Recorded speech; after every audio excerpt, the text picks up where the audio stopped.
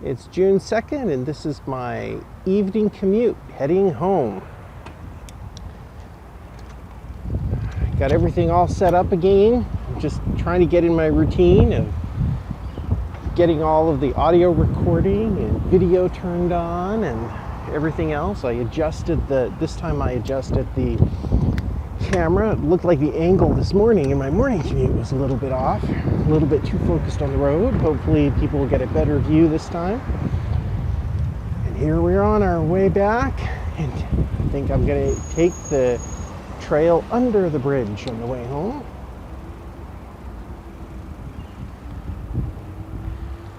Back to listening to This American Life on the way home here. They're still on the episode about the prisons in America, talking about what life for a prisoner is all about in this current segment.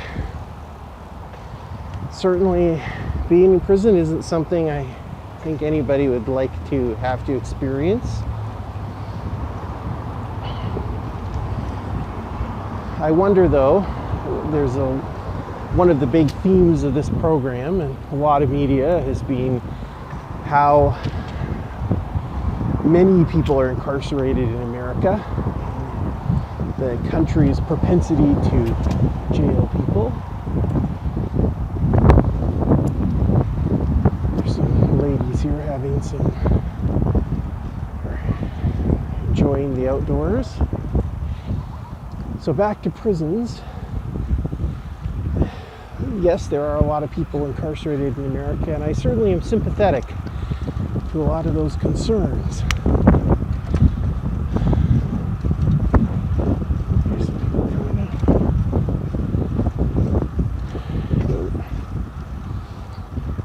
up. So I'll have to get used to how I'm going to do my ramblings here while I'm riding. So far, when I'm coming up to other people, I pause in my discourses. So I think that's likely what I'm going to be doing. I think it would seem a little weird to everybody going by me, just chatting to myself. Although, it seems to be becoming more and more common for people to be talking to themselves or appearing to on their cell phones. So maybe it's not as weird as one would think. So, back to the prisons though.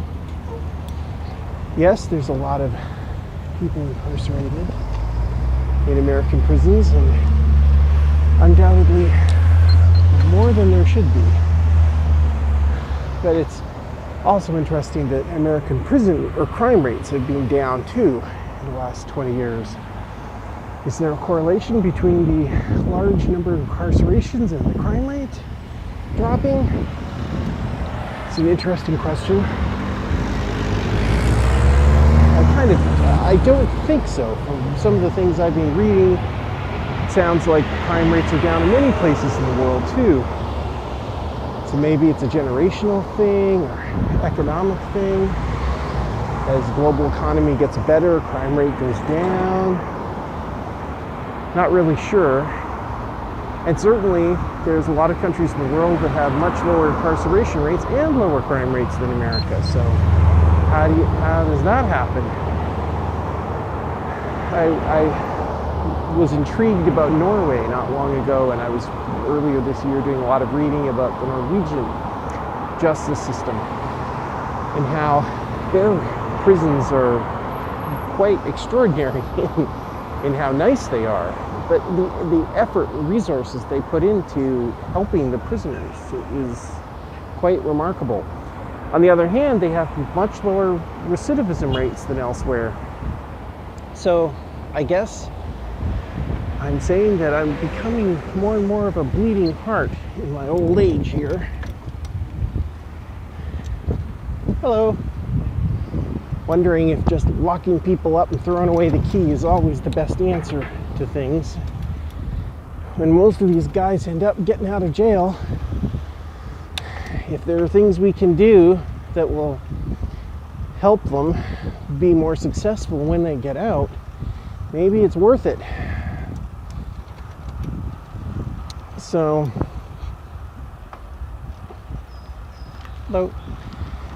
but down that road, or that path of helping prisoners, there's a slippery slope of saying, well, should we be helping people before they get in prison? People who would be quote unquote at risk from poor families and problem neighborhoods. Should we be giving them extra social assistance and so on, and educational opportunities? And to be honest, I don't have all the answers. I haven't thought through all of that, or haven't fully answered what I think on some of those, but certainly when it comes to prisons, I think it helps. Definitely there's value in working on helping the prisoners, the inmates. Hello. Definitely more people out in the nicer weather here. Many more people on the trails in the afternoons than in the mornings.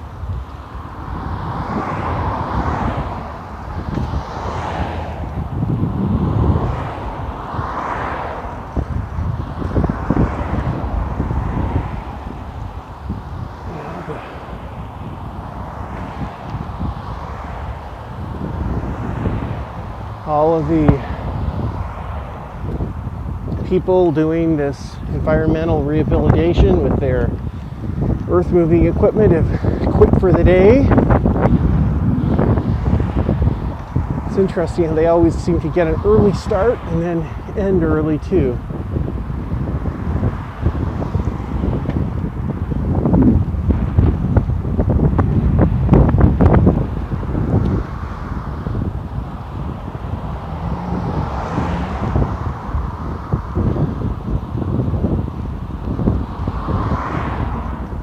Well, I think I'm going to stop. I'll see if I can do it while I'm riding my bike. I'm going to switch to a different episode of This American Life. This one has gotten a little dull.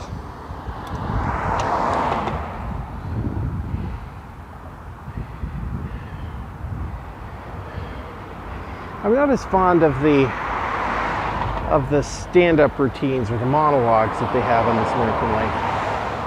I much prefer the reportage or the reporting segments when they're interviewing people and covering real things. I don't know, I'm just not as much into the fictional aspects.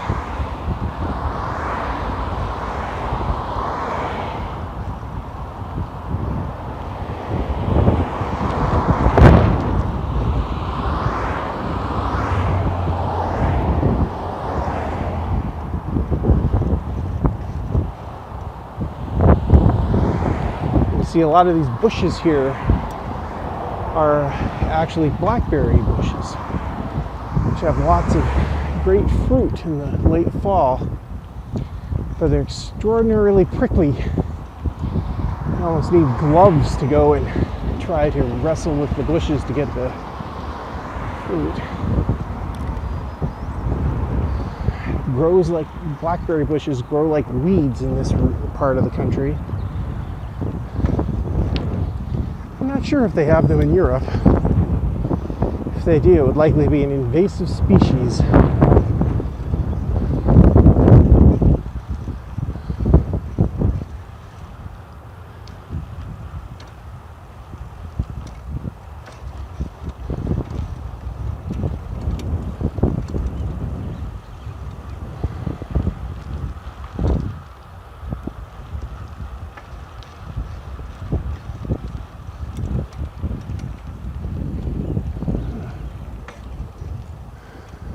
They used to keep this field mowed. They've stopped doing that recently. They just mow the edges of it. Not that it bothers me all that much, but it's just interesting that they used to do that.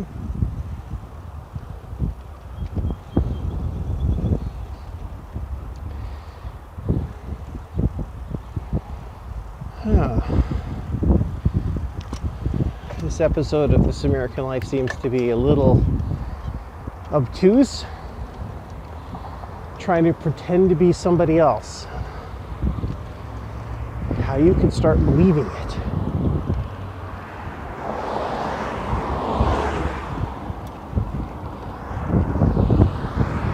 Well, I think what we believe we are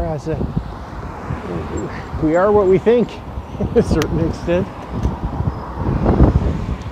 We can make our own realities in our minds. That I believe in.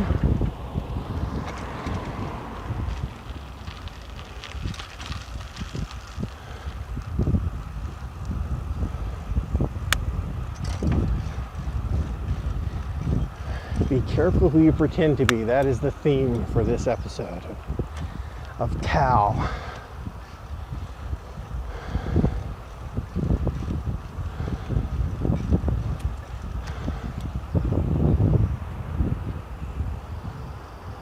Oh, there's some geese in the river there. Lots of geese, certainly year-round, actually. Maybe you can get a peek at some of the trenching they were doing there, rehabilitating the area for the water. See, that's the traffic I'm missing by taking my bike home.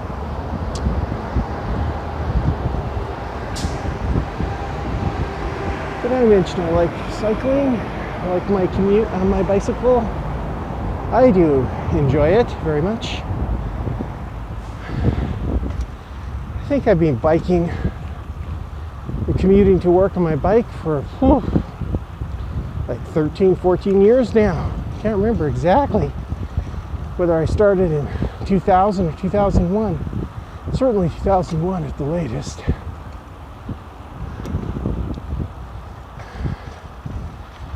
I bike to work as often as I can. I don't know. Sometimes I take a car though if I have errands to run. Say 3 or 4 times a month on average, maybe I've got to drive to work so I can go to my kids' schools or various things. It's just too hard on my bike to pop out to go for a meeting somewhere else in town and come back to the office. It takes out too much time for the day if I'm not in a car.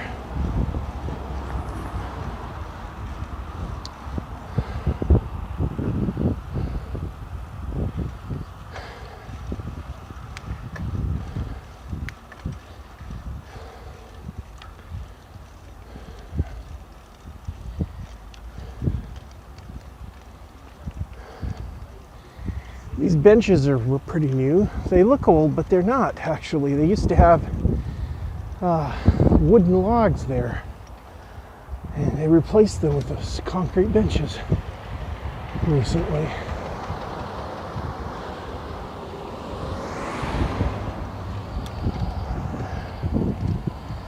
Now, here is my dilemma, my big decision. What am I going to do? Do I stop here, cross the road and go with traffic, or do I try to go against traffic? Today I'm going to do the honorable thing and cross road, go with traffic, like I should, I guess, on my bike. But this is the one stretch where I often will stay in the shoulder on the right-hand side of the other side of the road, side you call it. But this time of year, there are so many cyclists out that some of them get upset with me going towards them when they're coming down this side, this shoulder of the road. But this is like only a 1 mile or less than a 1 mile stretch of road here, and it's such a pain to cross this road, this busy road I got to cross it twice, that I sometimes don't. I'll just keep going on the shoulder, on the wrong shoulder on the way home. when the weather isn't so nice, I will always, I almost always will just go in the wrong side of the road, because there won't be any other cyclists to get upset with me. The cars don't care. Shoulder's very wide.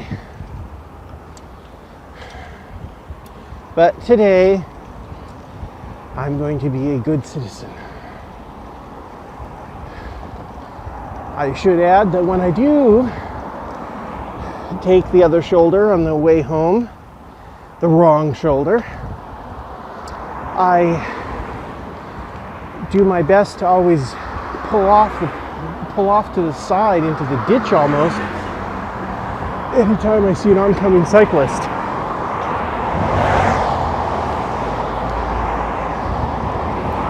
But every so often, there's still a cyclist who will give me a scowl or swear at me, even as I'm standing with my bike in the ditch when they go by me, giving me the finger salute too. It doesn't happen that often, but some cyclists definitely show their displeasure. Of course, I can't help but think in my mind, these cyclists in their lycra pants and their $3,000 composite bike frames, that they're not the ones out here biking when it's 40 degrees Fahrenheit and pouring rain.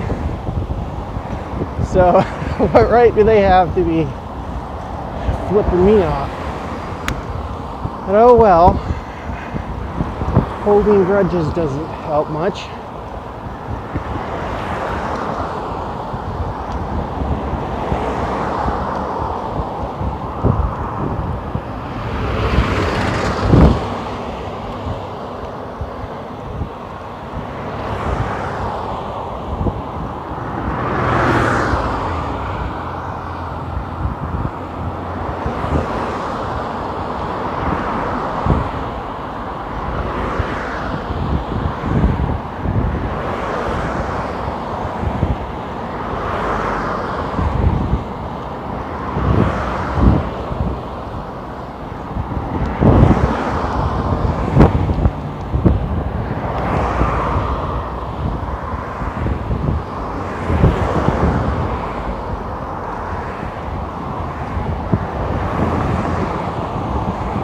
Interesting. Some director at some boot camp to help troubled kids says he does treat black and white kids differently. He says he treats the black kids better. That's interesting. He says they usually have worse problems than the white kids.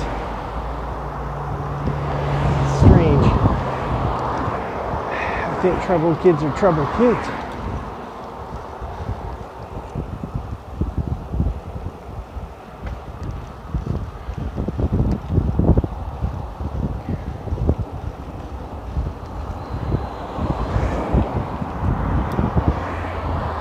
I wonder how much of we talk. There's a lot of concern over racism and stuff, and I wonder how much of the concerns of racism are really concerns over class.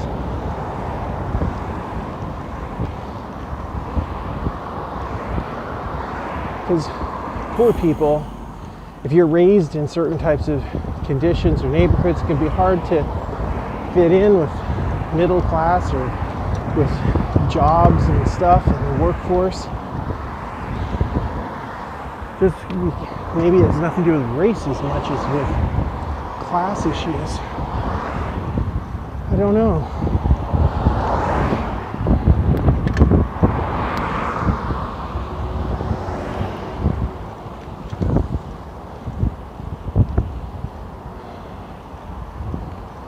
But America doesn't like to talk about having class issues or class.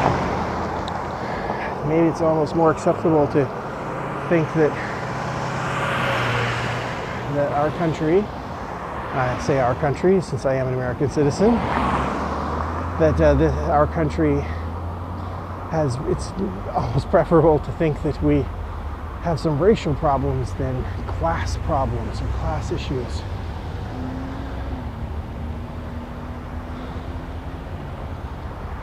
I'm sure racism there is racism. I'm absolutely sure it exists. I've seen it. But I also think that class exists in America too. I've seen that. And we shouldn't just blame all problems on race when some are due to class structure things.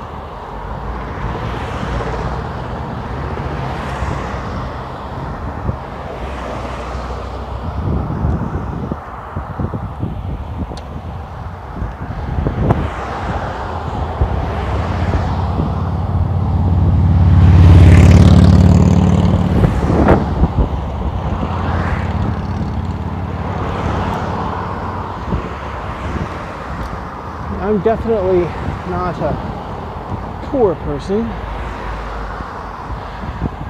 Might not be rich, but one wouldn't exactly say that I led a life in poverty, or that my family does.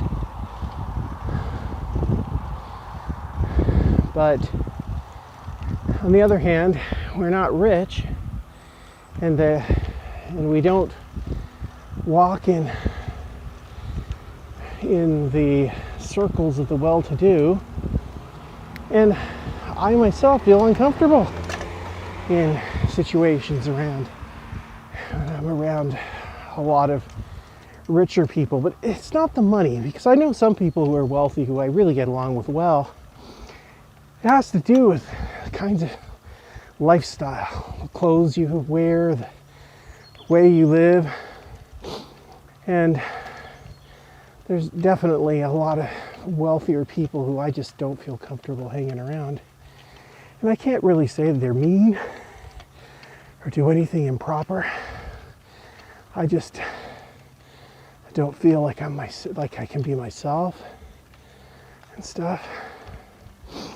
Yeah, I feel a lot better, a lot more comfortable around working class people.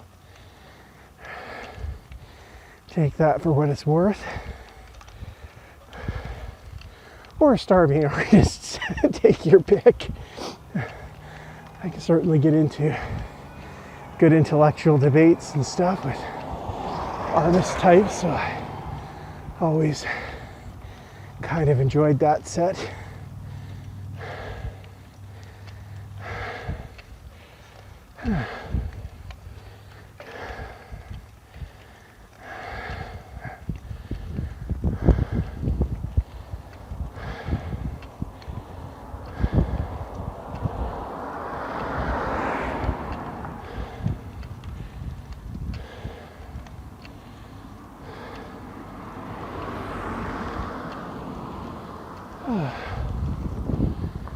This is the hardest part of my commute every day, is coming home up the last stretch.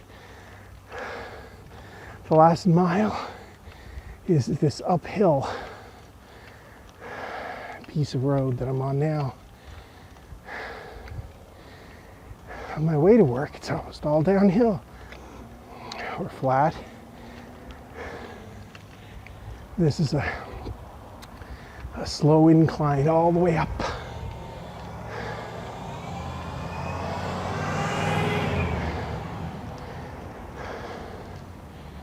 I passed the Buddhist temple there. Sorry I forgot to pause and get a good view for my viewers. I'll do that some other commute. Maybe I'll remember to do that tomorrow.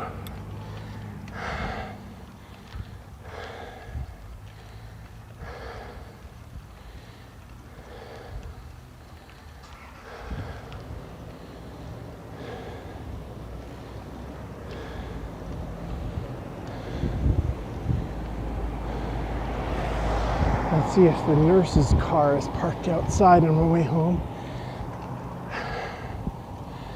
There's a little car up ahead, it could be it. I noticed there's this car that's got these nursing service decals on it every time, well, quite often when I'm biking along here. So somebody in that home must work for this nursing service, I suppose. On the other hand, maybe they don't live in the house. They could just be there all the time taking care of a patient, I guess. It's some home care thing, I don't know.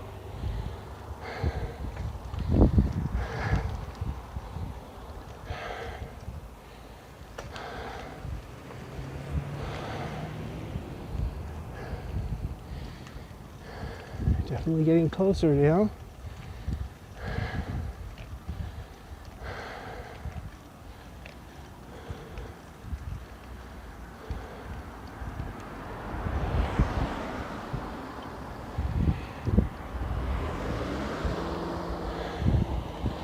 Nope, I don't see the nursing car here today.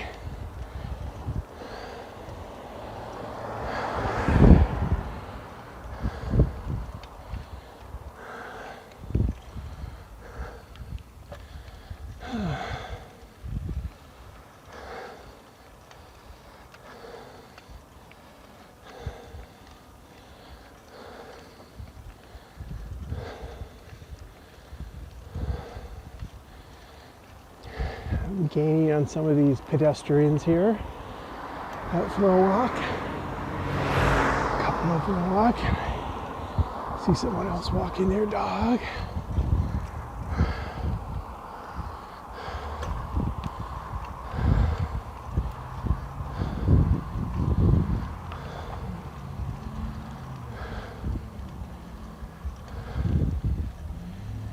Hello.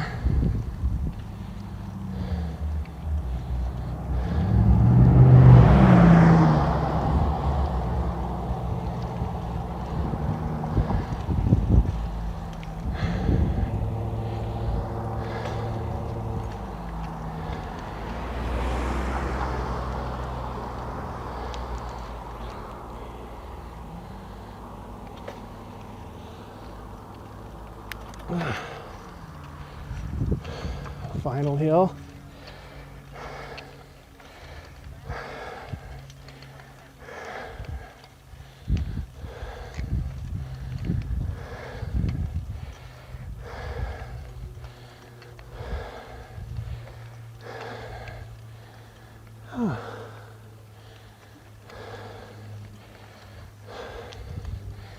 Yeah, this edition of Tal, or This American Life, is certainly not one of my favorites.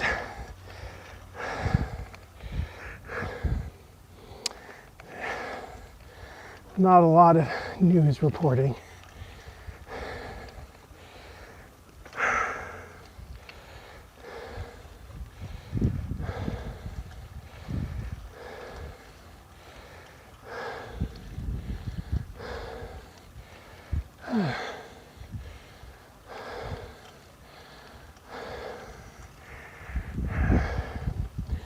My neighbor's always working on his Mustangs.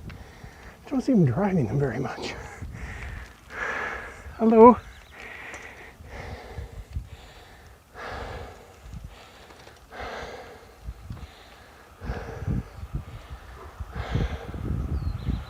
Well, this is it. The end of my commute. Well, my loyal listeners, thanks for paying attention to a second episode of the Mike and Bike Commute. And we'll be back again tomorrow.